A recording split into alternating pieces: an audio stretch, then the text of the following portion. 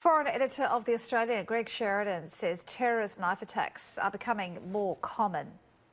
Look, it's very concerning. It shows you that terrorism hasn't gone away. And an enormous number of the London terror attacks seem to be in and around this same area, London Bridge, Westminster.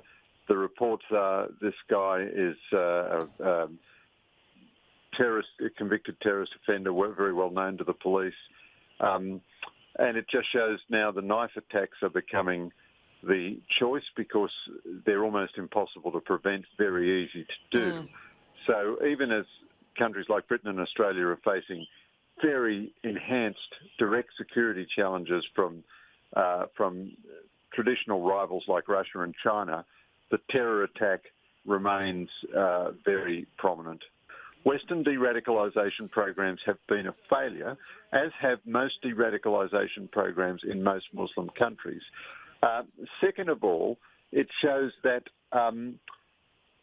people may be being released just too early. And third of all, it indicates what a wicked problem, what a problem from hell the convicted terrorist is, because there is very little prospect of rehabilitation, and the ability to reoffend is as far away as a kitchen knife. And in the warped, hate-filled Islamist ideology, extreme Islamist ideology that these people hold, which obviously the vast majority of Muslims reject, they are doing something for Allah just by killing innocent passers-by. He may well have been inspired to do this during the election.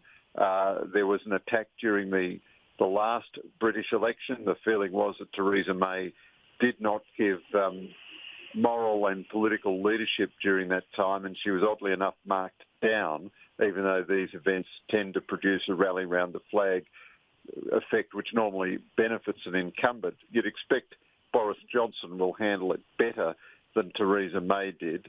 But it's almost impossible to stop attacks like this because all the guy needs is a kitchen knife and some people around. This occurred. It looks some of the action here occurred actually on the bridge, but I'm sure you've spent time in London. It teems with people, locals and tourists.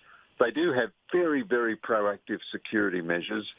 In many of the tourist sites, you see armed police with automatic rifles, and although most British police are not armed, and that has been an issue in counter-terrorism before, when the Corporal Ridley was killed, the police who first arrived on the scene when he was still alive didn't have guns, whereas Australian police would have shot the terrorists straight away. But nonetheless, in the centre of London, British armed are all over the place.